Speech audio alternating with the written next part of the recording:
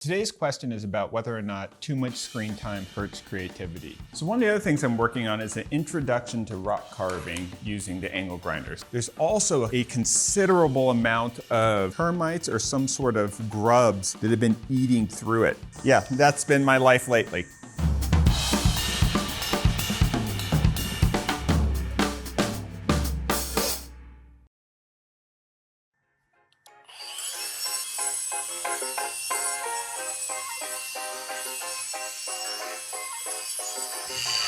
Oh, hey.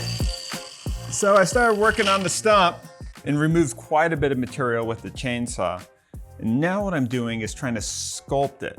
And what I found was once I got in deeper into the middle of it, the wood is almost blonde and it's still wet. Even though this thing has been cut off and sitting out in the desert for almost a year and a half, there's still moisture in the middle. So that actually makes it pretty easy to carve. It being wet, it's removing real quickly, whereas the drier stuff is a little bit slower.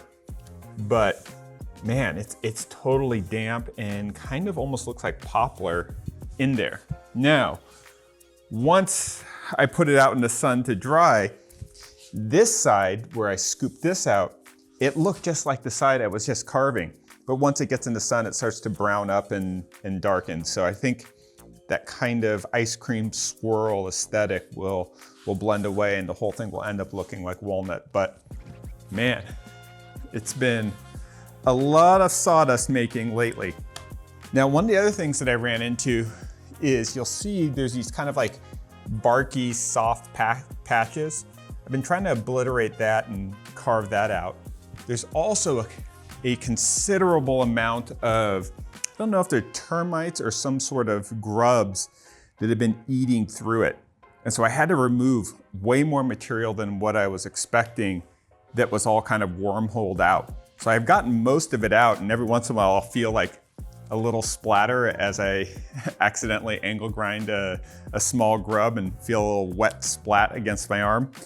But I think I've gotten most of it out. Now, the lines are way too chunky and I haven't really started figuring out the design yet. I kind of removed these big pieces to reduce the weight, but I have to blend out these kind of straight cuts from the chainsaw with these more sweeping, curvy kind of shapes from the angle grinder, which is what I want it to look like in the end. So what we're gonna do now is see this kind of like quirky bark stuff. We're gonna go ahead and obliterate some of that with the angle grinder just to keep getting this stump down to the core wood. And the more that kind of junk that we remove, the easier it'll be to kind of work through the final design and come up with a shape that I like. As you can see, some of these wormholes go pretty deep and you just keep going down the wormhole. The more you grind them, sometimes you just keep seeing them go deeper and deeper. So I'm not trying to get rid of every single inch of them, but just the majority. Now it's down to a little pinhole. Let's keep going. So you can see how they still are really small. A grub still might be in there deep inside. And so even though the hole is small there, it can eventually turn into a bigger tunnel if we don't get them all out. But yeah, that's been my life lately. All right. Let's dust ourselves off and get to it.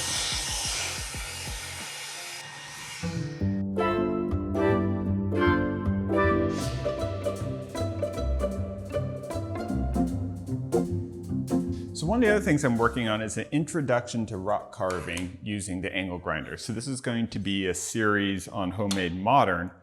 And the project that we're starting on today, I haven't done that many lighting projects. I was looking back and I've only done a few. I think my favorite lighting project I ever did was with a baseball bat, mostly because I don't like dealing with electrical stuff. But I found these really cool USB lights. They're kind of more of a decorative mood light. But as you can see, they do this like kind of spherical light and you can change the color and the intensity on it. So I think it's kind of a cool ornamental light. And it's not that big of a puck. This is solid glass, so it's kind of cool. It came on this like little desk mount, which was just very mid and nothing remarkable. So I think what will be cool will be seeing if we can embed this into a rock and then move the rock around to angle the light to different parts of the room. So great introductory to carving with rocks type project. So for this series, I'm gonna be focusing just on the cheapest tile cutting blades you can get from Home Depot. These are about $12 to $18 each. Obviously you need a dust mask because this is pretty dusty. And then core bits for cutting out the hole that's gonna fit in that lighting puck. We'll also show a couple of the medium expensive. This is a $30 grinding attachment that I got off of Amazon. And then if you wanna get a really flat polished surface, these ones are quite nice, but they start to get into like the $50 range. All right, let's get started. So this is the rock that I'm gonna embed the light into. And I want to be able to kind of pivot around like a mortar and pestle, but with a smaller, I guess, pestle or smaller mortar, one of the two. So I'll be drilling a hole with the core bit into this to put the puck light into. And then I want to carve into this one a recess so that this piece can rest in there and you kind of can swivel it around to turn the light in different directions. The theme of this project is going to be working with leftovers, and these are some leftover beams, and I'll probably make a little table that this light sits on. But let's get our sandbox. For cutting rocks, the key is kind of holding them stable, and I like to use a little box of sand to do this. I kind of think about balance a little bit. This side's a little flatter, so I think we'll drill into that one. All right, so we're gonna put the core bit on, just screws right on. Definitely want the extra handle for this because the core bits can put a lot of torque on your wrist, so 2 hands is a must for this type of angle grinding.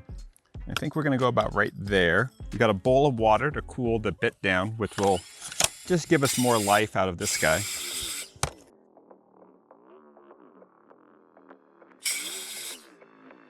So you can see we bottomed out with the core bit. You can tell because we see a little bit of the blue paint on the surface of the rock. So now we gotta go with a smaller bit, cut smaller circles inside here, and then chip everything out. So to drill a large hole, I like to start with the big core bit and then go progressively smaller and then chip away the pieces in between. Now the limiting factor of the core bits is depth. And later on for a more advanced course, I'll show how to use an extension shaft on the angle grinder. But if you don't have an extension shaft, you can really only go as deep as the bits are. We can see a little daylight through this hole.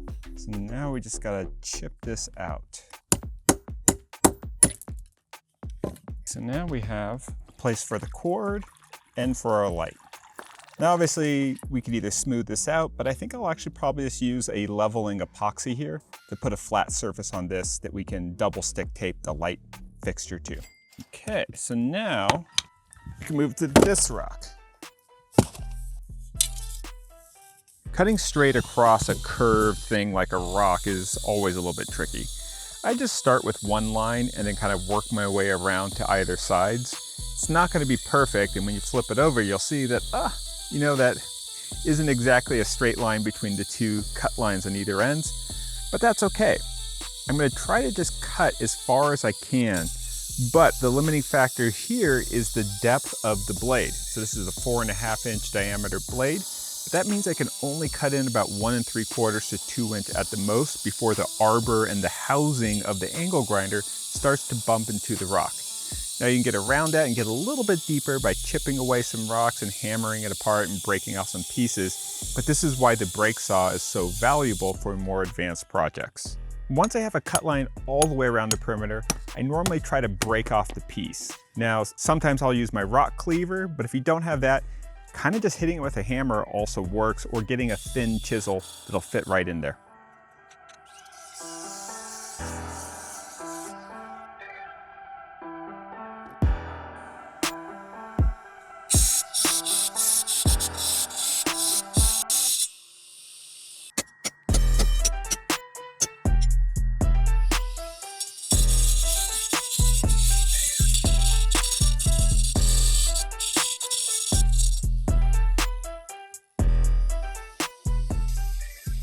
Okay, so put a relatively flat bottom on the big rock. We started a hole and made a little volcano top that this can rest in. I'll have to carve that to get a little bit more of a stable fit. It feels a little bit wobbly. And now we can put this light into here, and this will sit into there. And the reason why we did such a big hole was because this has a classic USB end. So if we want to thread this all the way through, there's also the little controls there too. That'll need to go through. I haven't decided yet how I want to have this cable go through here. I might not go all the way down. I might just go as far as the angle grinder core bits can go and then come out from the side, knowing that this probably will be close to a plug anyways. So that's kind of an interesting beginner level rock carving project. And now that I think of it, this might be a little bit more than beginner level. The bowls that I did before, that might be the most appropriate for beginner level because it's just using really the tile cutting blade. The core bits are pretty easy to use, but I don't know, it starts to get to be a lot of attachments, but let me know what you think when you think of a beginner level project. But kind of like where this thing's going.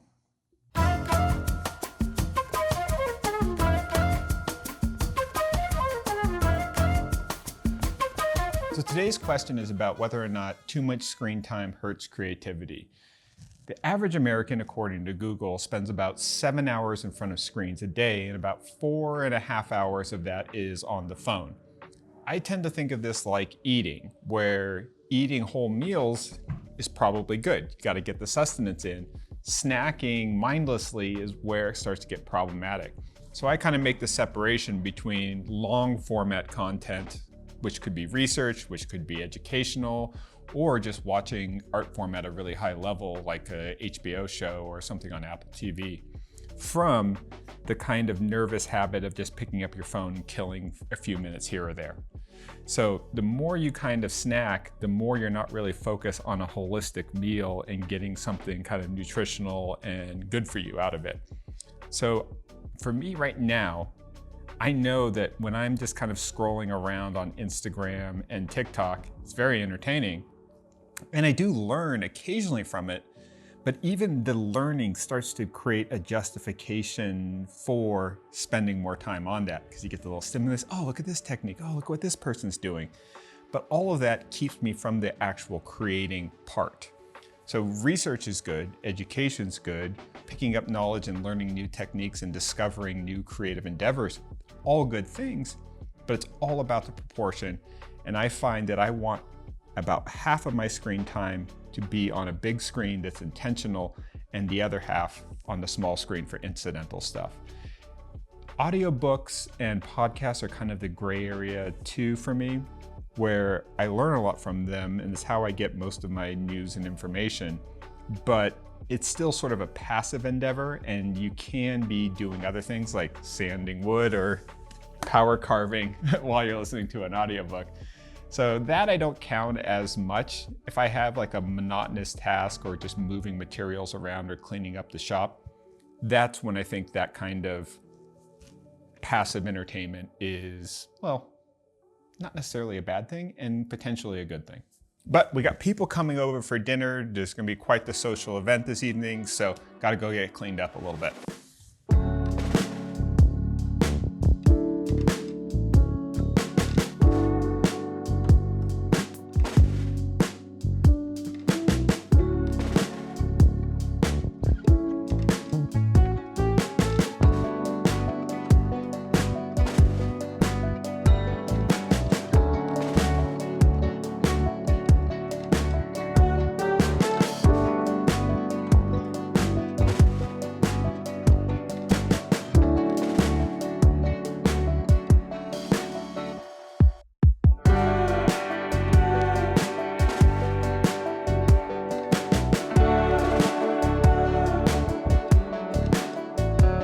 Thanks for watching. Don't forget to subscribe and share with a friend that you think might enjoy Maker Ranch.